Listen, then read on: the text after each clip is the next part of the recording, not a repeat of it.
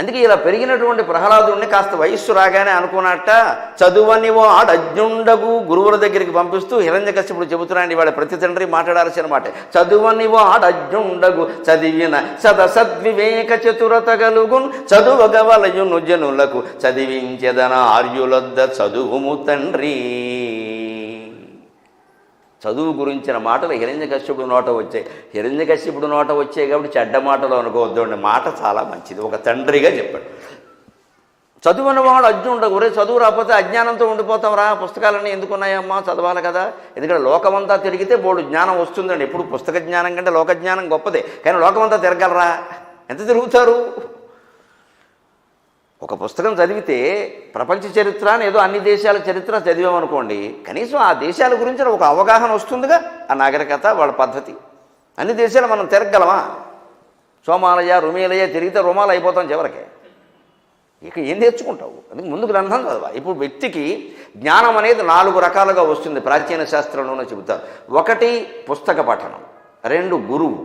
ముందు గురువు ద్వారా ఒక పావల 4వ వంతు, పుస్తకాల ద్వారా ఒక 4వ వంతు, దేశాటనం ద్వారా 4వ వంతు. ఎన్ని చదివినా దేశంలో జరగాల్సిందే. ఎందుకంటే ప్రాక్టికల్ ఎక్స్పీరియన్స్ అంటారు. ఒక్కసారి బస్సు ఎక్కాక మనవాడు జేబువడో కొట్టేస్తే అప్పుడు వచ్చే అనుభవం 100 గ్రంథాలు చదివినారు. ఇప్పుడు డబ్బులు లేవు, రూపాయి లేదు, చేతికి ఉంగరం కూడా లేదు, ఇంటికైతే వెళ్ళాలి, లేకపోతే ఏదో ఒక 10,000 ఖర్చు ఉంది, డబ్బు పెట్టుకున్నా ఎవడో ఏం చేయాలి? అప్పుడు తెలివితేటలు దానంతలో వచ్చేస్తాయి. Necessity the mother of invention. అవసరం అన్నిటికీ మూలం కనిపెట్టేస్తుంది అది. అలా బయటపడతాడు. ఆ రకమైన ప్రయోగ జ్ఞానం ఉన్నవాడు పుస్తకం చదివిన వాడి కంటే గొప్పవాడే.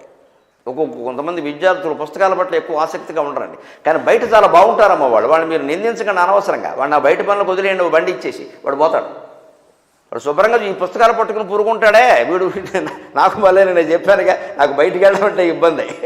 ఏదో ఉద్యోగాలు వచ్చాక అలవాటైంది, కానీ 20 ఏళ్ల వరకు నేను రైలు ఎక్కలేదు. అది ఆశ్చర్యం. 20 ఏళ్ళు 20 ఏళ్ల వరకు నేను రైలు ఎక్కలేదు. మా మేనత్త కొడుకు పెళ్ళి అయితే రాజమండ్రి వెళ్ళాం. అది మా దృష్టిలో పెద్ద కాశీ యాత్ర. తాడేపల్లి నుంచి రాజమండ్రి ఏదో 1 గంట ప్రయాణం.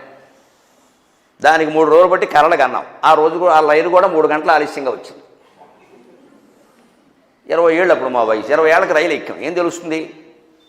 పుస్తకాలు చదువుకున్నాను. కానీ నాకు మిగిలిన జ్ఞానం ఎలా వచ్చింది అంటే, తర్వాత ఎక్కడో వరంగల్లో కొన్నాళ్ళు, ఎక్కడో ఖానాపురంలో కొన్నాళ్ళు, ఇక్కడ గుంటూరులో కొన్నాళ్ళు, సండూరు కర్ణాటకలో ఎన్ని తిరిగాము. ఈ తిరగడంలో మొత్తం వచ్చేసింది లోకాటనం. అందుకని ఎప్పుడు వ్యక్తి గురువు ద్వారా పావలా, పుస్తకాల ద్వారా పావలా, దేశాటనం ద్వారా పావలా. ఇంకో పావలా ఎక్కడి నుంచి వస్తుందండి? వ్యాసుడు స్వయంగా చెబుతాడు, నీ జీవితంలో నీ అనుభవం ద్వారా వస్తుంది. అది వస్తుందో రాదో నేను చెప్పలేను బామ్మన్నాడు. స్వీయ అనుభవం. ఇక్కడ పుస్తకాలు పనికిరావు, గురువు పనికిరాడు, లోకాటనం దేశాటనం కూడా పనికిరాదు. స్వీయ జీవితం నేర్పుతుంది కొన్ని పాఠాలు. జీవితాన్ని మించిన గ్రంథం లేదు, అంతరాత్మను మించిన గురువు లేడు, శరీరాన్ని మించిన క్షేత్రం లేదు, మనస్సును మించిన తీర్థం లేదు. ఈ 4 గుర్తుపెట్టుకుంటే చాలు. శరీరాన్ని మించిన క్షేత్రం లేదు, మనస్సును మించిన తీర్థం లేదు, అంతరాత్మను మించిన గురువు లేడు, జీవితాన్ని మించిన గ్రంథం లేదు. నీ జీవితం నీకు పాఠం నేర్పినట్టుగా ఏ గ్రంథాలు నేర్పవు. ఎవరి చరిత్రను మనం ఉదాహరణగా తీసుకున్నా అన్నీ కుదరవండి. ఏదో 1-2 కలిస్తే అచ్చం అలాగే ఉంది నా లైఫ్ అనద్దమ్మా. చాలా తేడాలు ఉంటాయి. ఆ పరిష్కారాలు ఇక్కడ పనికిరావు. అందుకే జిడ్డు కృష్ణమూర్తి గారు చెబుతారు తన తత్వశాస్త్రం, నీ సమస్యలు ఎవరికి చెప్పొద్దంటారు. ఎవరు సలహా కోసం చెబుతాం, మనం చెప్పొద్దంటారు. అది ఇచ్చిన నీకు పనికిరాదయ్యా, అది నువ్వు ఆలోచించుకోవాల్సిందే అంటారు. ఆయన జీవితం వేరు. ఆయన ఏదో గురువులు మాట చెబుతారు, దాని గురించి కాదు. కానీ ఇంకా ఆయన చెప్పారండి నేను అలా వెళ్ళిపోతున్నా అనద్దు, నువ్వు ఆలోచించుకోవాల్సిందే, నువ్వు బాధ్యత వహించాల్సిందే. అందుకని గురువుల్ని దైవంగా భావించాడు. ఎప్పుడూ అబద్ధం అనే మాట లేదు. లలిత మర్యాదుడైన ప్రహ్లాదుడు. అది వీళ్ళు చదవడానికి పంపించాడు. చదవకపోతే అర్జునుడవుతాక చదువెందుకో చెబుతున్నాడు హిరణ్యకశ్యపుడు. చదివినా సదసద్వివేక చతురత గలుగుని. ఇప్పుడు చదువు వల్ల ఇది గలుగుతుందా? సదసద్వివేకం అంటే ఏది సత్ ఏది అసత్ వేదం చెప్పిన మాట. సదేవేదమగ్ర ఆసీత్ సౌమ్య అసదేవేదమగ్ర ఆసీత్ సౌమ్య అని వేదం చెప్పి. సత్ అసత్ అనేవి 2 సృష్టికి మూల పదార్థాన్ని గురించిన చర్చలు. మనం అంతవరకు వెళ్ళక్కర్లేదు. ఏది మంచో ఏది చెడ్డో, ఏది శాశ్వతమో ఏది ఏది నిత్యం ఏది అనిత్యం, నిత్యానిత్య వివేకం అంటారు. ఇది తెలియాలంటే చదవద్దాం. మరి హిరణ్యకశ్యపుడు చెప్పిన మాట ఎంత బాగుంది. చదసద్వివేక చతురత కలుగును చదువుక బలయుని జనులకు చదివించేదని ఆర్యులొద్ద చదువుము తండ్రి. ఈ మాట చూడండి, ఆర్యులొద్ద ఒక్క మాట చెబుతా. ఈ మధ్య భారతదేశాన్ని విచ్ఛిన్నం చేయడానికి ఈ మధ్యనే కాదండి, ఒక 50-60 ఏళ్ళుగా చాలా ప్రయత్నాలు జరిగాయి. ఆర్యులని, ద్రావిడులని, ఉత్తరాది వాళ్ళంతా ఆర్యులని, దక్షిణాది వాళ్ళంతా ద్రావిడులని, హిరణ్యకశ్యపుడు, రావణాసురుడు వీళ్ళందరూ ద్రావిడులని, వాళ్ళనేమో శ్రీకృష్ణుడు రాముడు కలిసి బలవంతంగా చంపేశారని అని కొంతమంది కాగుణింతంగాళ్ళు మీటింగులు పెట్టి నరకాసురుడు తరఫుని, హిరణ్యకశ్యపుడు తరఫుని, జరాసంధుడు తరఫుని మాట్లాడతారని దుర్మార్గుల తరఫు. వీళ్ళు చేసే వాదన ప్రధానంగా ఏంటో తెలుసా? ఉత్తరాదంతా ఆర్యులండి, దక్షిణదంతా ద్రావిడులండి. హిరణ్యకశ్యపుడు రాక్షసుడు కదండి, వీళ్ళ దృష్టిలో ద్రావిడు కదండి, వీడి పిల్లాన్ని ఎక్కడ చేర్పిస్తారట? చదివించేదా ఆర్యులబ్ద చదువుము తండ్రి ఆర్య పబ్లిక్ స్కూల్లో పెట్టాడు. ఇప్పుడు హిరణ్యకశ్యపుడు ఎవడో ఏం మాట్లాడతారు చదవకుండా? ఈ మాట పోతన గారు అన్నది కాదు, వ్యాసుడు అన్నది. పోతన గారు అంటే 15వ శతాబ్దం, వ్యాసుడు 5000 ఏళ్ల క్రితం వాడు. ఆర్య ద్రావిడ భేదాలన్నీ మన కావాలని బ్రిటిష్ వాళ్ళు వచ్చిన తర్వాత పెంచేశారండి. ఇక్కడ ఎప్పుడు సంస్కృతుల్లో భేదాలు ఉంటాయండి. మీ ద్రవిడ దేశం మాత్రం ఒకలా ఉంటుందా? మనకిప్పుడు కార్తీక మాసం నడుస్తుందండి, మీరు తమిళనాడులో కనుక్కోండి, ఇంకో నెల వెనుకుంటారు వాళ్ళు, తర్వాత కార్తీక మాసం వాళ్ళకి. మనకి రేపు మార్గశిర మాసం వస్తుంది, తెల్లారితేనే మర్నాడు, వాళ్ళకి ఇంకా రాదండి. మార్గళి వాళ్ళకి తర్వాత వస్తుంది. మరి ఒక్క ద్రవిడ దేశంలోనే మానవ తేడా ఉన్నాయి, మరి వేరేనా? సంప్రదాయాలు ఎప్పుడు తేడాగా ఉంటూ ఉంటాయి, కానీ సనాతనమైన ధర్మం అనేది శాశ్వతంగా ఉంటుంది దేశం అంతా. ఆ ధర్మం, ఆ దేశం, ఆ సత్యం విషయంలో భారతదేశం మొత్తం ఆ సేతు సీతాచలం కాశ్మీర్ నుంచి కన్యాకుమారి వరకు ఒకే ఒక మతం, ఒకే ఒక ధర్మం, హిందూ ధర్మం, హిందూ ధర్మం. ఇందులో చీలికి అవకాశమే లేదు. ఇదే ప్రమాణం, ఆర్యులొద్ద అన్నారు. పైగా సుందరకాండ చదవండి, మీకు అర్థమవుతుంది. హనుమంతుడు రాత్రిపూట వెతుకుతున్నాడు సీతాదేవిని గురించి. రావణుడు అంతఃపురంలో వేదనాదం వినపడింది. రావణుడు అంతఃపురంలో వేదనాదం ఏమిటండి? మరి రావణాసురుడు ఆర్యుడు కాదు ద్రావిడు అని చెప్పారు కదా మీరు. రాముడు దాడి చేశాడని చెప్పారు కదా ఆర్యులు ద్రావిడుల మీద. రావణాసురుడు ద్రవిడ నాయకుడు అయితే వేదం చదువుతాడా? మనం చదివిన ద్రవిడ వేదం కాదు, ఋగ్వేదం. సుందరకాండ చదువుకోండి తెలుస్తుంది, ఇప్పుడు చదవరండి. అందుకే నేను కాగుణింతంగాళ్ళని పేరెట్టాను. కానీ ఎందుకన్నానో విడిగా ఫోన్ చేయండి చెప్తా, ఇప్పుడు చెప్పను. కాగుణంతం ఎందుకన్నా దాని వెనకాల ప్రాణం తర్వాత చెప్తాం. బయలుదేరా టీవీలో వీళ్ళు ఇక్కడ ప్రతిదానికి అడ్డంగా వాదించడం. అక్కడ ఆ జాతి అంటే మొత్తమే దేశం విచ్ఛిన్నం అయిపోవాలి. దక్షిణ భారతం, ఉత్తర భారతం అంతా విడిపోవాలి. ఎక్కడెక్కడ కొట్టుకు చచ్చిపోతే వీళ్ళకి ఆనందంగా ఉంటుంది. ఇక్కడ కుక్కలు చింపిన విస్తర అయిపోవాలి నా దేశం. దీన్ని ఎట్టి పరిస్థితుల్లో సాగనీయకూడదు. నాకు పురాణం కాదు, ఏం చెప్పినా సరే దేశం ముఖ్యం. దైవం కూడా ఇంకా చెప్పాలంటే తర్వాతే. ముందు దేశం, తర్వాత దైవం, రెండు కళ్ళు, లేకపోతే జీవితమే అనవసరం. అందుకని చదువుకు ఆర్యులతో చదువుము తండ్రి అని చదివించాడు. చదివించాకో చిత్రం జరిగిందండోయ్. చదువుకుని వచ్చాడు, దసరా సెలవులు ఇచ్చారు, ప్రహ్లాదుడు వచ్చాడు. ఉత్తానపాదుడు మన ధ్రువుడు కథ కాదు ఇది. చక్కగా వచ్చి ఒళ్ళో కూర్చుంటే నా నాన్నదమ్మ నా బంగారు కొండే అని కూర్చోబెట్టుకున్నాడు. పుత్రాలింగన సౌఖ్యం ఎంత గొప్పది అని శకుంతల కథలో చెబుతారే. ఈ మంచి గంధం సరిపోదు, వెన్నెల సరిపోదు పుత్రాలింగన విషయంలో. అలా దగ్గర పెట్టుకుని నా తండ్రి నువ్వేం చదువుకున్నావురా చెప్పరా అని అడిగాడు. వాడు బాంబు పేల్చాడు. ఎల్ల శరీరధారులకు ఇళ్లను చీకటి నూతి లోపలంద్రెళ్ళక మితారు నేమను మతిభ్రమణం ఉన్న భిన్నులై ప్రవర్తిల్లక సర్వము అతని దివ్య కళామయమంచు విష్ణునందులము చేర్చి తారడ వినుండుట మేలు నిశాచరాగ్రణీ. నారాయణాయ విద్మహే వాసుదేవాయ ధీమహి తన్నో విష్ణు ప్రచోదయాతు అని నారాయణ మంత్రం చదివాడు. వీడియోలు బంగారంగానే వాడికి మతిపోయింది. ఇంత చేసి ఫీజు కట్టింది ఇందుకు అన్నాడు. చచ్చినట్టు ఇంగ్లీష్ మీడియంలో చేర్పించి ₹1,00,000 కార్పొరేట్ ఫీజు కడితే వీడు నారాయణ అంటాడేమిటి? మరి ఆయన అలాగే పైగా చెప్పిన మాట చూస్తే హిరణ్యకశ్యపుడికి మతిపోయింది. వేదాంతం చాలా గొప్పది చెబుతున్నాడు, కానీ సర్వమున్నతని దివ్య కళామయమంచు విష్ణునందు అన్నాడు. ఆ విష్ణువు పట్టదు వీడికి. నేను చెప్పినట్టు అనకుండా విష్ణువు అంటాడేమిటి? నా రాజ్యమంతా నేనే దేవుణ్ణి నన్ను గౌరవిస్తుంటే పోనీ తండ్రి యందు అన్నా పర్వాలేదు, విష్ణునందు అంటాడేమిటి? మా తమ్ముడిని చంపేశాడు, మా వంశంలో రాక్షసులను చంపేశాడు, మా వంశానికే ప్రబల శత్రువు విష్ణువు, వీడికి ఆ విష్ణువుకి భక్తుడు అయిపోయాడు మొత్తం. ఇదేమిటి ఎక్కడ జరిగిందంటే నారద ఇన్వెస్టిగేషన్కి వెడితే తెలుస్తుంది అది ఇది ఎక్కడ జరిగిందో. నారద కుంభకోణం ఇది. నారదుడు అధ్యక్షతను ఏకసభ్య కమిటీ వేస్తే మొత్తం తీరుతుంది. అది నారదుడు పథకం. ఆయన ముందు దేవేంద్రుడు హిరణ్యకశ్యపుడు ఏం మరొక వస్తారండి. నారదుడు పథకం అది. ఆయన చెప్పదలుచుకున్న విషయాన్ని ప్రహ్లాదుడు చేసి చెప్పించాడు. అందుకే శ్రీశ్రీ ఓ పద్యం రాస్తాడు. అహింస అంటే ఏమిటంటే తన్నులు తిని ప్రహ్లాదుడు తన్నించి ఋషింహు చేత తండ్రిని చంపన్ దీన్నే అహింస అందులు విన్నావా ముళ్ళపూడి వెంకటరమణ రాశారు. శ్రీశ్రీ కాదు, అబ్బూరి ఆయన రాశారు. అబ్బూరి అని, అబ్బూరి రామకృష్ణారావు గారు రాజేశ్వరరావు గారు వారు రాశారు. అబ్బూరు వారు, శ్రీశ్రీ కాదు. ఆయన ముళ్ళపూడి వెంకటరమణ అని ఒక శతకమే రాశాడు. ఏకంగా అదే ఒకటంత. మన బాపు స్నేహితుడు ముళ్ళపూడి ఇలాంటి సరదా మాటలని చెప్పాడు. తన్నులు తిని ప్రహ్లాదుడు తన్నించి ఋషింహు చేత తండ్రిని చంపాను దీన్నే అహింస అందురు విన్నావా ముళ్ళపూడి వెంకటరమణ అన్నాడు. అహింస అంటే ఏమిటయ్యాడు? మనం చంపకూడదా, ఇంకోటి చేసి చంపించాలన్నాడు. అంచేత చూసావా, ప్రహ్లాదుడు శుభ్రంగా తండ్రి తంతే తిని తన్నులు పడి హింస కూడా పడి ఆయన ఏమనకుండా నరసింహస్వామి చేత తన్నించాడు. అది అహింస అంటే. ఆయన ఏమనలేదుగా. మా చిన్నప్పుడు ఒక ఉండేవాడు మా ఊళ్ళో, తండ్రికి ఉత్తరం రాసేవాడు, మేము చెప్పుకునేవాడు సరదాగా. శ్రీమద్ బ్రహ్మశ్రీ వేదమూర్తులైన నాన్నగారి పాదపద్మములకు నమస్కారములు, కత్తి పట్టుకొస్తున్నాను 600 పట్టుకుని సిద్ధంగా ఉండండి రాసేవాడు. నిజంగానే జరిగింది. ఇది పేరు చెప్పరు, మంచిది కాదు కాబట్టి.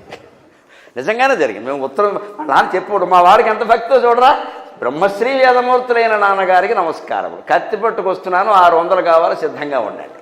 ఎప్పుడు 60లో 600 అంటే చచ్చిపోవాలండి. 1960లో 600 అంటే 3 నెలల జీతం. అది 3 నెలల్లో ఇంకా ఎక్కువ కూడా. అంతే. వాడు ఎక్కడో చదువుకునేవాడు ఏలూరులో, అక్కడి నుంచి ఉత్తరం వేసేవాడు. పైగా ఇటువంటి కార్డులో ఒక 10 రాసి పెట్టుకునేవాడు పాపం, టైం లేక. వారానికి ఒకటి పోస్టులో వేసేవాడు. వాళ్ళ నాన్న ఒకసారి చూపించాడు మాకు, చూడరా ఎంత మా వారికి ఎంత భక్తితో చూడవయా అది. ఇలా ఉంది వ్యవహారం ఇది. కానీ ఆయన చెప్పిన వేదాంతాన్ని చూడండి, ఆ వయస్సుకి ఎంత వేదాంతం పట్టుదో. ఎల్ల శరీరధారులకు ఇళ్లను చీకటి నూతి లోపలంద్రళ్ళక. మొత్తం శరీరం ధరించిన మానవులందరికీ చెబుతున్నారు, జంతువులకు కూడా చెబుతాను, వాటికి అర్థం కాదు, మానవులకు అర్థం అవుతుంది. అందుకని మానవ జన్మ ఉత్కృష్టం అన్నారు. అంతే. అర్థం చేసుకునే అవకాశం ఉంది ఇక్కడ. నువ్వు పాటించకపోతే జంతువుకి నీకు తేడా ఏముంటుంది? ఉత్కృష్టం ఊరికే ఎగరకూడదు. మనకు అర్థం చేసుకుని పాటిస్తే ఉంటుంది అది, లేకపోతే జంతువు మనం ఒకటే. ఎల్ల శరీరధారులకు గ్రహించవలసింది ఏమిటంటే, ఇళ్లను చీకటి నూతి లోపలంత్రళ్ళక. ఇల్లు అంటే సంసారం, కుటుంబం. సాధారణంగానండి బ్రహ్మచారిగా ఉన్న అబ్బాయినో మీరు అమ్మాయినో గమనించండి, పెళ్ళి కానంత వరకు చాలా ఉదారంగా ఉంటారు. స్నేహితుడికి చాలా పార్టీకి వెళ్ళినప్పుడల్లా మనవాడు పరిస్థితి ఇస్తూ ఉంటాడు. బడి మీకు ఎందుకురా నేను ఇస్తాను, ఎందుకంటే మన వాళ్ళ నాన్న ఇస్తున్నాడు. అక్కడ శుభ్రంగా పరిస్థితి చేస్తాడు. వాడికి కాస్త తాళి కట్టి 3 ముళ్ళు వేసాడు అనుకోండి, ఇక పరస కదా ఏమీ తీయడు, అక్కడి నుంచి పరుగు తీస్తాడు. మా ఆవిడ ఒప్పుకోదురా అంటే. ఇప్పుడు భార్యను మీరు స్వార్థపరురాలు అంటారు. ఆ స్నేహితుల నుంచి పడుతుంది, నేనైతే అన్నాడు. ఎందుకంటే ఇదివరకు నీ ఇష్టం వచ్చిన ఖర్చు పెట్టి ఇప్పుడు ఒక సంసారం ఏర్పడింది. భార్య అంటే భార్యనా, గృహిణి గృహముచ్చిత, ఇల్లు, అందులో సామాన్లు కావాలి. రేపు పొద్దున పిల్లలు పుడతారు. నువ్వు నీ ఇష్టం వచ్చినట్టు ఫ్రెండ్స్ పార్టీలో ఖర్చు పెడుతున్నా ఇక్కడ ఏం కావాలి? ఇక్కడ మరి ఇంక చిన్న చిన్న విషయాలకు కూడా అడ్డుపడితే వేరే విషయం. కానీ పెద్ద ఖర్చును భార్య వ్యతిరేకిస్తే ఖచ్చితంగా మానేయవలసిందే. బాధ్యత అండి అది. పెత్తనం అంటే అలాగ బాధ్యత. సంసారం గురించినటువంటి ఆలోచన, బాధ్యత పురుషుడి కంటే స్త్రీకి ఎక్కువ ఉంటుంది సహజంగా. మమకారం కడుపు నుంచి కంది పిల్లల్ని దుబారా ఖర్చులు చేస్తే మొగాడికి ఒక్కోసారి ఎలా ఉంటుందంటే, స్టేజ్ మీద ఆయన పొగటగానే 10 లక్షలు ఇస్తూనే ఉంటాడు. ఈయన సొమ్మేం పోయింది, అక్కడ లేవు. ఈయన పేరు చెప్తారు, ఆవిడ పేరు చెప్పరు. ఇలా మొత్తం దాన ధర్మాలు చేసేస్తే రేపు పొద్దున పెళ్ళం రోడ్డు మీద నిలబడతారు. మరి అందుకని భార్య అడ్డు చెబుతుందండి, చెప్పకుండా ఎలా ఉంటారు? ఇది 1000కి 2000కి చెబితే పోనీ ఆ మాత్రం స్వేచ్ఛ లేదా అనొచ్చు. కానీ 10,000 25,000 మన ఇష్టం వచ్చినట్టు ఇస్తూ పోతుంటే భార్యకి చెప్పకపోతే మంచితనం అదే లెక్క. ఈ సంసారం అనేసరికి బాధ్యతలు పెరుగుతాయి. అది ఎటువంటిదంటే చీకటి నువ్వు అన్నాడు. మనం అర్థం చేసుకోవాలి. నువ్వే ప్రమాదం. నూతిలో దిగిన తర్వాత నీళ్లు, కప్పలు బతుకుతాయి కానీ మనం పైగా చీకటి నువ్వు అంటే అర్థం ఏమిటో తెలుసా? నీళ్లు లేని ఒట్టి గొయ్యి. చీకట్లో ఉంది. చీకటి నువ్వు కనుక వెలుతురులో ఉంటే నీళ్లు తోడుకుంటావు. దానిలో నీళ్లు లేవు, లోపలికి చూస్తుంటే అంత అంధకారం కనపడుతుంది. ఈ సంసారం ఎటువంటిది అంటే, నీళ్లు ఉన్నాయి అనుకుంటాం మనం చేదుకుందామని, చీకటి తప్పితే ఏమీ లేదు అక్కడ. ఆ చీకట్లో నూతిలో పడితే బయటకు తీసేవాడు కూడా ఎవరు ఉండరు. పగలైతే ఎవరో ఒకరు అరుస్తాం కనపడతారు, రాత్రి అయింది చీకటి పడింది, ఎవరు తీస్తారు? అంటే సంసారం నుంచి ఉద్ధరించవలసింది మనమే ఉద్ధరించుకోవాలి. లేకపోతే లక్ష్మీ నృసింహం మమదేహి కరావలంబం, అంతే. భగవంతుడు ఉద్ధరించాలి. చీకటి నూతి లోపలంద్రళ్ళకి. అందుకని పెళ్లి చేసుకున్నప్పుడే, సంసారంలోకి దిగుతున్నప్పుడే ఇది చీకటి నూయి. ఎప్పటికప్పుడు టార్చ్ లైట్, జ్ఞానం అనే టార్చ్ లైట్, సహనం అనే టార్చ్ లైట్ ఎప్పుడూ పట్టుకోవాలి. మన బుద్ధి పక్కదారి పడుతుంటే సరి చేసుకోవాలి. భార్య పక్కదారి పడితే భర్త పగ్గం పట్టుకోవాలి, భర్త పక్కదారి పడితే భార్య పగ్గం పట్టుకోవాలి. తప్పేంది, లేదా సంసారం నిలబడదు. తెల్లక తారు నేమను మతిభ్రమణంబున భిన్నులై ప్రవర్తిల్లక. కుటుంబం ఏర్పడేసరికి మనిషికి ఎంత స్వార్థం వస్తుంది అంటే, ఇక నా కుటుంబమే, నేను మా ఆవిడ ఇద్దరు పిల్లలు. ఇవాళ ఇద్దరు మించి ఎవరికి లేరు కదా, పూర్వంలాగా 10 మంది కూడా లేరు, ఇద్దరే. ఈ ఇద్దరు ఇంకా మొత్తం మహారాజులు అయిపోవలసిందే, ఒకరు అమెరికాకి ఒకరు ఆస్ట్రేలియాకి. దీనికోసం కోట్లు సంపాదిస్తున్నాం ఇవాళ. గమనించండి, అందరం ఈ గోతులో పడ్డాం. ఎంత సంపాదించినా ఈయనకే సంతృప్తి ఉండదు. పైగా ఏమిటంటే వాళ్ళ పిల్లలతో పోల్చుకుంటే మా పిల్లకి ఏముంది, పోల్చుకోమని కూడా చెప్పండి నీకు. ఈ పోల్చుకోవడమే తప్పు అసలు. మీ తండ్రితో పోల్చుకోరదా, అది పోల్చుకోడండి. వీళ్ళెవరో పక్క వాళ్ళ పిల్లలతో పోల్చుకోరు, తోడలుడు మేనల్లుడు ఎవరితోనో పోల్చుకుంటాడు.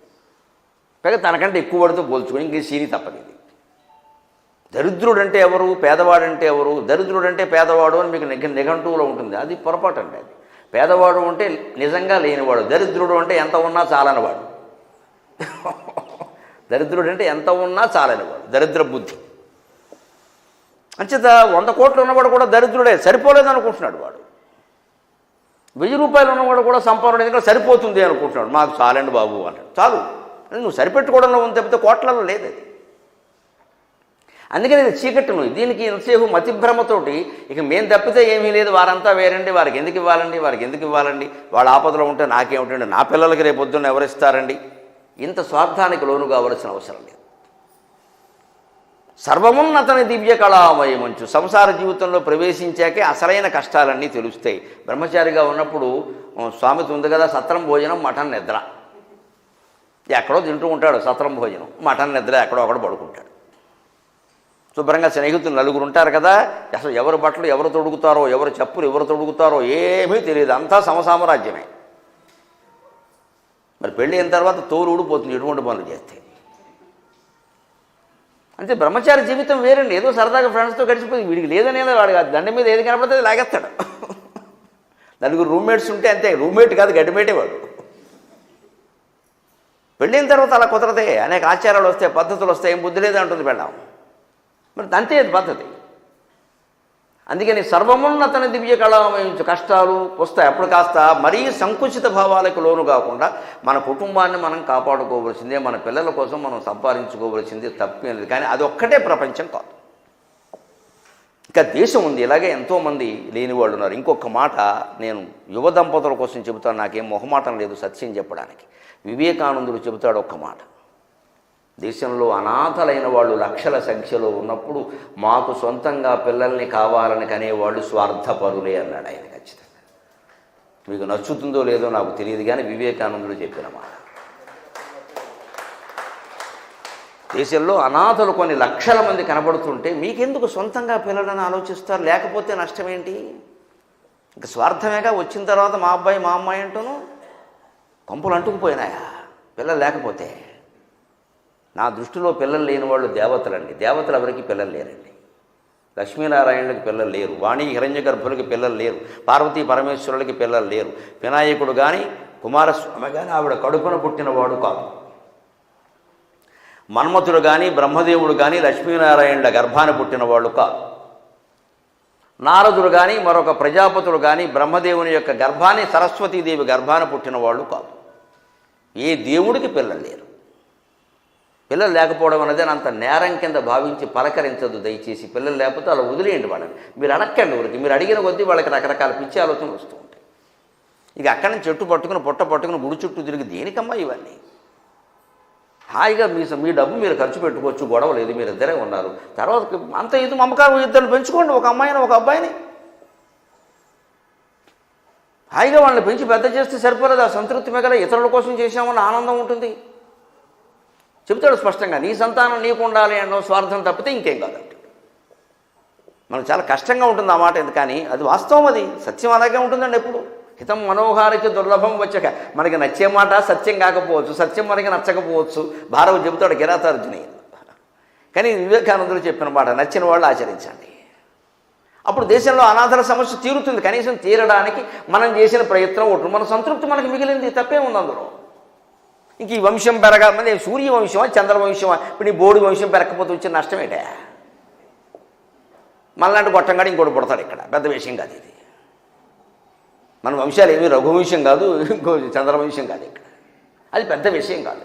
నిస్వార్థంగా బతకడానికి మార్గం పిల్లలు అక్కర్లేదనుకో. దేశానికి సేవ చేయొచ్చు, ధర్మానికి సేవ చేయొచ్చు. కొన్ని స్వచ్ఛంద సంస్థల్లో ఆజన్మ బ్రహ్మచారులే సేవ చేస్తున్నారండి. ఆజన్మ బ్రహ్మచారులే, వాళ్ళకి భార్యలే లేరు, పెళ్ళి సమస్య లేదు, అలా ఉండిపోయారు వాళ్ళు. ఒక శంకరాచార్యలాగా, ఒక వివేకానందులాగా. కనీసం ఒక ఇద్దరిని పెంచుకోగలిగితే ఆ మమకారం తీరుతుంది, వాళ్ళకు మేలు కూడా జరుగుతుంది. ఎంతోమంది ఉన్నారు. కానీ ఒళ్ళు కొవ్వెక్కి వదిలేసిన వాళ్ళు చాలామంది ఉన్నారండి. ఆ ఒళ్ళు కొవ్వెక్కిన వదిలేసిన వాళ్ళు ఆ పిల్లల నేరం ఏం లేదు కదండి. వాళ్ళ తల్లిదండ్రుల నేరం కాదు, పిల్లలు ఏం నేరం చేయలేదు. దానికి వాళ్ళకి మనం తల్లిదండ్రులను కాలేమా? కనీసం ఒక్కడి జీవితంలో దీపం పెట్టలేమా? అలాగా ఇది నిస్వార్థమైన ఆలోచన. ఎంతసేపు అర్జన్ వంశము నిల్పనే కదా వివాహము, అపత్రస్య గతినాశి, ఇవి కాలానుగతమైన ధర్మాలు తప్పితే శాశ్వత ధర్మాలు కావండి. జనాభా బాగా తక్కువగా ఉన్న రోజుల్లో జనాభా పెరగాలి కాబట్టి ఆ మాటలన్నీ చెప్పారు. ఇప్పుడు ఇవి పనికిరావు. అంటే దీంట్లో పడిన కొద్దీ వారు నేరున మతి భిన్నులై మతి ప్రవర్తిల్లక సర్వమున్నతన దివ్య కళామయ మంచి విష్ణును దొల్లము చేర్చి తారు అడవి నుండుట మేలు నిశాచరాగ్రణి. అంచేతను అట మనస్సుని భగవంతుడు ఎందు లగ్నం చేస్తే అడవిలో ఉన్నా ఒకటే, అయోధ్యలో ఉన్నా ఒకటే. మనం ఇప్పుడు ఇళ్లల్లో ఉంటున్నా, కళాశాలల్లో ఉంటున్నా, ఉద్యోగం చేసే స్థలంలో ఉంటున్నా, ఇటువంటి చోట ఉంటున్నా, మరేదో కారులో వెళ్ళి ఎక్కడికైనా వెళుతూ ఉన్నా, బండి మీద ఎక్కి వెళుతూ ఉన్నా, మనస్సులో నమశివాయ అనలేమా? అదేమైనా పాపమా? పోనీ అంతకంటే ఏమైనా మాట్లాడేది ఏదైనా ఉందా? ఓ బండి మీద భార్య భర్త వెళుతున్నారు అనుకుందామండి. ఈయన ముందు నడుపుతున్నాడు, వెనకాల ఈవిడ ఉంది. అప్పుడు కూడా మెడ మీద మూతి పెట్టి ఇలాగా ఓహో మాట్లాడేస్తే వాడు డ్రైవింగ్ తప్పేస్తుంది అక్కడ. అంతకంటే ఈవిడ జపం చేస్తే వాడి ప్రాణాలు బాగుంటాయి, ఈవిడ ప్రాణాలు బాగుంటాయి. ఇంటికి వెళ్ళాక మాట్లాడుకోవచ్చు. ప్రమాదాలు తగ్గుతాయి. మీరు రోడ్డు ప్రమాదాలు ఇవాళ చూడండి, కడుపు కాలిపోతుందండి, చాలా భయంగా ఉంది. కరోనా పుణ్యమాని ట్రాఫిక్ లేనప్పుడు రోడ్డు ప్రమాదాలు తగ్గాయి. ఇప్పుడు మళ్ళీ మొదలయ్యి ఏ రోజుకి ఆ రోజు వస్తున్నాయి. రక్తం పారుతున్న రోడ్లు ప్రతిరోజు ఈ వార్త ఉండి తీరుతుంది. ఎందుకు దానికి అవకాశం ఇవ్వాలి మనం? అందుకు ఉపాయం చెబుతున్నా. భర్తో భార్యో ఎవరో ఒకరు డ్రైవ్ చేస్తున్నారు, ఇంకొకరు వెనక, ఇద్దరు స్నేహితులు ఎవరైనా సరే ఒకరు నడుపుతున్నారు. ఊరికే సుత్తు కొట్టి వాడిని బాధ పెట్టడం కంటే, ఏదో గిల్లి గోకి ఏదో మాట్లాడడం కంటే వెనకాల కూర్చొని జపం చేసి సుఖంగా నువ్వు నీ మొగుడు బాగుంటారు. ఏ ప్రమాదం జరగదు, పరమేశ్వరుడు కాపాడతాడు. ఇలాంటి ఉపాయాల ద్వారానే మనం భక్తిని పెంచుకోవాలి ఖచ్చితంగా. విష్ణునందుల్లము చేర్చి అలా బండి మీద వెళ్ళేటప్పుడు కూడా మనసులో భగవన్నామస్మరణ చేస్తే, ఇంట్లో ఉన్నప్పుడు వంట చేసేటప్పుడు లేకపోతే అన్నం తినేటప్పుడు చేయాలని వేరే చెప్పక్కల, అప్పుడు హాయిగా చేయొచ్చు. ఇంకా ఇటువంటి మాటలు ప్రహ్లాదుడు చెప్తే హిరణ్యకశిపుడు ఊరికే ఏమిటో చిన్నపిల్లాడు కదా తెలియదు పాపం, తెలుగు మీడియం అంటే ఎలాగే ఉంటుంది, ఇంగ్లీష్ మీడియం అయితే బాగుంటుందేమో అని మీడియం మార్చాడు. మీడియం మార్చిన వీడు రేడియో అదే అనే విషయం వీడికి తెలియదా. చిన్నపిల్లాడు కదా అని చెప్పి గురువులను పిలిచి చెండా మార్కులు అంటారు. వాళ్ళిద్దరిని పిలిచి మీరు మార్కులు తక్కువ వేసినట్టుగా ఉన్నారు, మీ పేర్లోనే మార్కులు ఉంది, మా వాడికి ఆ సరిగ్గా చూడండి, వీడు విష్ణు అంటే పిల్లాడదండి బాల్య చాపల్యం మేము చూస్తానులేండి అన్నారు. అంటూ కూడా వెళ్ళిపోతుంటే ఓ మాట అన్నాడు, నాన్న అదేమిట్రా విష్ణువు మనకి శత్రువురా, ఆ భజన మానేయరా, నీ చదువు అంతా బాగానే ఉందమ్మా, వేదాంతం కూడా బాగానే ఉందమ్మా, విష్ణునందుల్లము చేర్చి అనేది నాకు నచ్చలేదు, తండ్రి యందుల్లము చేర్చి అని మార్చరా, పద్యంలో గణం కూడా దెబ్బతిందో. వెంటనే ఒక మాట అన్నాడండి, తండ్రి మీరంటే నాకు అఖండమైన గౌరవం, కానీ మందారమకరంద మాధుర్యమునదేలు మధుగొంబువోవునే మదనములకు భగవత్ సంకీర్తన తప్ప, నారాయణ సంకీర్తన తప్ప నర సంకీర్తన చేయమని ఏ తండ్రి నా కొడుక్కి చెప్పొచ్చా? తండ్రి మీరు ఎలా చెబుతున్నారు ఈ విషయాన్ని? మందారమకరంద మాధుర్యమునదేలు మధుగొంబువోవునే మదనములకు నిర్మల మందాకిని వీచికలదోగు రాయంచసనునే తరంగిణులకు లలిత రసాల పల్లవ ఖాదియే చొక్కు కోయిల చేరునే కుటజములకు పూర్ణేందు చంద్రికా స్ఫురిత చకోరకంబు అరుగునే సాంద్ర నిహారములకు అంబుజోదర దివ్య పదారవింద చింతనామృతపాన విశేషమత్త చిత్తము ఏ రీతి నితరంబు చేర నేర్చు వినుత గుణశీల తండ్రి వినుత గుణశీల మాటలు వేయునేలా. భగవద్భక్తికి ఇతర విషయ అనురక్తికి ఉండే తేడాకి పోతన గారు వాడిన ఉపమాలంకారాలు చూడండి ఎంత బాగుంటాయో. మందార మకరంద మాధుర్యమునదేలు మధుపంబు బోవునే మదనములకు. మందార పువ్వుల్లో ఉండే తీయని మకరందాన్ని, స్వచ్ఛమైన మకరందాన్ని ఆస్వాదించడానికి అలవాటు పడినటువంటి తుమ్మెద ఈ ఉమ్మెత్త పూల జోలికి ఎడుతుందా? అక్కడ మకరందం ఉంటే ఉండుగాక లేకపోవుగాక. ఒక స్థాయిగా బతికిన మనిషి మరో స్థాయిని అంగీకరిస్తాడా? ఒక రసజ్ఞత కలిగిన మనిషి ఒట్టిగడ్డి తింటాడా? తినమంటే మాత్రం. అది స్థాయి. భక్తి కూడా అదే స్థాయి. నిర్మల మందాకినీ వీచికల దూగు రాయంససునునే తరంగణులకు.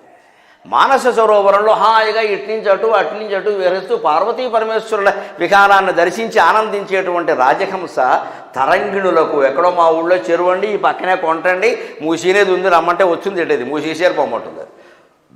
హంసలు దొరుకుతాయి మూసీనదిలో, పందులు దొరుకుతాయి. కానీ మూసీనది ఎలా ఉంది పరిస్థితి? ఒకప్పుడు హైదరాబాద్కి అలంకారం, ఇప్పుడు మొత్తం అలంకారం అయిపోయింది. లలిత రసాల పల్లవ ఖాది అయి చుక్కు కోయిల చేరునే కుటజములకు. కోకిలను గమనించండి. రేపు ఉగాది వస్తే, చైత్ర వైశాఖ మాసాలు వస్తే ఒక నెల ముందే కూస్తుంది కోకిల. అది మరో ఆహారం స్వీకరించదుటండి. మామిడి కొమ్మ మీదే ఉండి ఆ లేత చిగురు తింటుంది. దానికోసం భగవంతుడు ఆ లేత చిగుళ్ళు పుట్టించాడు. మరి లేకపోతే ఎలాగా? అటువంటి లేత మామిడి చిగుళ్ళు తినడానికి అలవాటు పడిన కోకిల కుటజములకు ఎక్కడో కొండమల్లె పూల దగ్గరికి వెళ్ళి, ఆ పొదల దగ్గరికి వెళ్ళి అవన్నీ ఆ పువ్వులు ఆ చిగుళ్ళు తింటుంది. అది లలిత రసాల పల్లవ ఖాది చొక్కు కోయిల చేరునే కుటజములకు. పూర్ణేందు చంద్రికా స్ఫురిత చకోరకంబు అరుగునే సాంద్ర నిహారమునకు. 3 పక్షులు ఉన్నాయి, 3 చకారంతోనే ఉంటాయి. చకోర పక్షి వెన్నెల కిరణాలు సేవించి బతుకుతుంది. చాతక పక్షి వాన చినుకులు సేవించి బతుకుతుంది. అది కూడా స్వాతి నక్షత్రం వానని ఇష్టపడుతుంది. మిగిలినప్పుడు కూడా సేవిస్తుంది. స్వాతి నక్షత్రమే అంటే 27 రోజులు ఉపవాసం అవుతుంది. మిగిలినప్పుడు కూడా సేవిస్తుంది. కానీ స్వాతి అంటే నక్షత్రం అంటే దానికేమో ఒకడు అన్నం తింటాడు, ఒకడు ఒక పచ్చడి ఇష్టం, ఒక కూర ఇష్టం కదా. అమ్మ ఈ కూర చేసేవా అని అడుగుతాడు, అంతే. చకోర పక్షి వెన్నెల కిరణాలు మాత్రమే సేవిస్తుంది. చాతక పక్షి స్వాతి చినుకులు మాత్రమే, వాన చినుకులు మాత్రమే సేవించి బతుకుతుంది. చక్రవాక పక్షి అని ఉంటుంది, 3 చకారం మీద ఉంటాయి. అది సూర్యకిరణాలు సేవించి బతుకుతుంది. భగవత్ సృష్టి ఎంత గొప్పదండి, ఎంత విచిత్రమైన సృష్టి ఇది. ఆ పక్షులకి ఎక్కడ దొరుకుతుంది ఆహారం అని భగవంతుడు ఏం చేశాడు? సూర్యకిరణాలు వాటికి ఆహారం చేశాడు, చంద్రకిరణాలు వీటికి ఆహారం చేశాడు, వాన చినుకులు వీటికి ఆహారం చేశాడు. మన పెట్టమని చెప్పలేదు, ఇంకా మనం పెట్టమని తెలుసు. భగవంతుడు ఇచ్చినటువంటి ఒక గొప్ప గ్యారంటీ పథకం ఏమిటంటే, నేను ఆశ్చర్యంగా భగవంతుడు ఉన్నాడు అని ఎవరైనా ప్రశ్నిస్తే మీరు ఒక్క మాట చెప్పి వాడిని ఒప్పించవచ్చు. అప్పటికీ ఒప్పుకోకపోతే వదిలేయండి, పెద్ద విషయం కాదు. ఇక్కడ ఒక మాట చెప్తే ఒప్పుకు తీరాల్సిందే. నాకు అర్థం కాదండి, అంతవరకు పెళ్ళైన స్త్రీ కదా, గర్భం ధరించగానే నెల తప్పిందని తెలియగానే పాలు ఎలా వస్తున్నాయండి? ఏమిటా విచిత్రం? అది శరీరం అంతా ఎలా మారిపోతుంది ఆ స్త్రీకి? అంతవరకు ఆ స్పర్శన లేదే. వక్షోజాలు అప్రయత్నంగా పెరుగుతున్నాయి, పాలు వస్తున్నాయి. ఎలా వచ్చేసింది ఇది? కేవలం పురుష సంపర్కం ద్వారా ఎలా వచ్చేసింది ఇది? ఆ సృష్టి ఎందుకు ఏర్పాటు చేశాడు భగవంతుడు? పుట్టిన ప్రతి బిడ్డకి తల్లి అన్నం పెట్టలేని స్థితిలో ఉన్నా సరే, లోకమంతా అన్నం పెట్టలేని స్థితిలో ఉన్నా సరే, వాడు అడుక్కోలేని స్థితిలో ఉన్నా సరే, తల్లి పాలు అనే గ్యారంటీ ఇచ్చిన వాడు భగవంతుడు తప్ప ఇంకెవరన్నా ఉంటారా? అమ్మవారు ఉంది అనడానికి ఎంతకంటే ఉదాహరణ కావాలా? ఇది చాలదా? అన్నీ సహజంగా జరిగి నీ తలకాయ సహజం, ఎవడు సహజం? ఈ న్యాచురల్ అనే మాటతోనే మనం దెబ్బతింటున్నామండి. అది న్యాచురల్ కాదండి, అది ఇట్స్ అన్యాచురల్. అది భగవంతుడు చేసిన సృష్టి. ఎందుకంటే పుట్టిన పిల్లాడికి తిండి పెట్టలేని స్థితిలో ఈ తల్లిదండ్రులు ఉండొచ్చు, వాళ్ళు కుచేల సంతానం కావచ్చు. ఒక్క రొట్టె ముక్క 27 మంది పంచుకుంటారేమో. ఈ చిన్నపిల్లాడికి ఏమొస్తుంది? వాడు తినలేడు రొట్టి. తల్లి పాలు ఇవ్వలేని దశలో ఉండొచ్చు. అందుకని తల్లి పాలు పెట్టేశాడు అక్కడ ఖచ్చితంగా. తల్లి అన్నం తిన్నా తినకపోయినా ఎలా ఉన్నా ఆవిడికి ఏదైనా కించిత్ అనారోగ్యం ఉన్నా పాలు బాగానే ఉంటాయండి.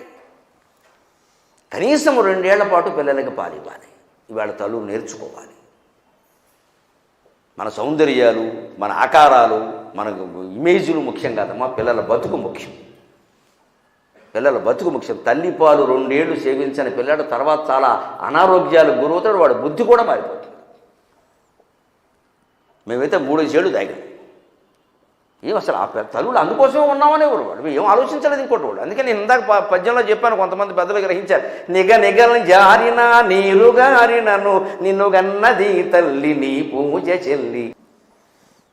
తన సౌందర్యం గురించి ఆలోచించుకోకుండా నా ఆకారం మారిపోతుంది, నలుగురు ఎలా చూస్తారో అని అంటారేమో అనుకుండా నిన్ను పాలిచ్చి పెంచింది ఆవిడ, ఆకారం మారిపోతున్నా సరే నువ్వు బాగుంటే చాలు అనుకుంది. అటువంటి తల్లి వృద్ధాప్యం వచ్చాక నాన్న నా పరిస్థితి ఏమిట్రా అంటే నెత్తి మీద పెట్టుకోద్దా తల్లిని, అప్పటికి తండ్రి ఉంటాడో ఉండడో, నెత్తి మీద పెట్టుకోద్దా తల్లిని, ఆస్తి అంతా రాయించుకుంటారా, పంపేస్తారా, అన్నదమ్ములు పంచుకుంటారా, అన్నయ్య 31వ తారీఖు వచ్చేసిందని తమ్ముడు అంటాడా, ఒరే తమ్ముడు ఇంకా రావేరా అని అన్నయ్య అంటాడు, వీళ్ళు అన్నదమ్ములా?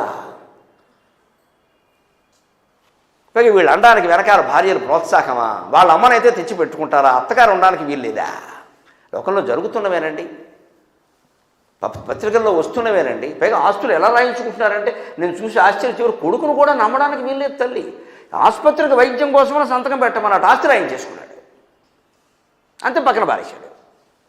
ఏమైపోవాలి వీడికి స్థితి రాదా, వీళ్ళ ఆవిడికి స్థితి రాదా? ఇదే కదా తన యందు సకల భూతములందు పరకి సమహితత్వం మన జరుగువాడంటే, నాకే ఆ స్థితి వస్తే అని ఆలోచిస్తే అలా ప్రవర్తించమే. మరి ఆ తల్లులందరూ మా శరీరాలు ఏమైపోయినా పర్వాలేదని పిల్లల్ని పాలిచ్చి పెంచారే, తల్లి పాలకంటే బలమైనది ఏదీ లేదని ప్రాచీనుడు చెప్పడం కాదు, నవీన్ లేని డాక్టర్లు కూడా చెప్తున్నారే.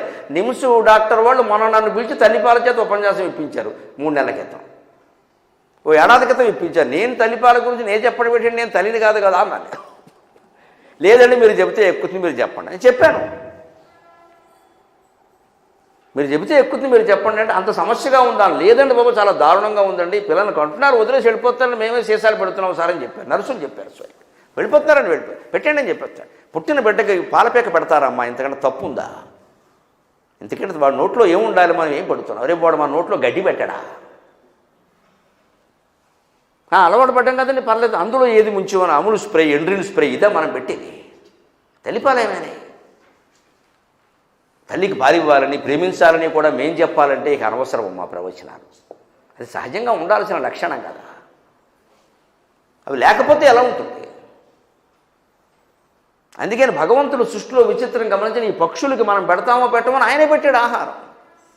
అది చెప్పి ప్రహ్లాదుడు అంటున్నాడు, ఇంత ఇది ఉన్న పుణ్యేందు చంద్రిక పున్నమి వెన్నెల కిరణాలను సేవించడానికి అలవాటు పడిన చకోరం చంద్రం చకోరస్తథ, అటువంటి చకోరం పొరపాటునైనా నీహారములకు మంచు కురిసేటువంటి హిమాలయ పర్వతాలకు వెళ్ళి ఆ మంచు కిరణాలు తింటుందా? అవి కూడా తెల్లగానే ఉంటాయి, మరి వెన్నెల కిరణాలు లాగి.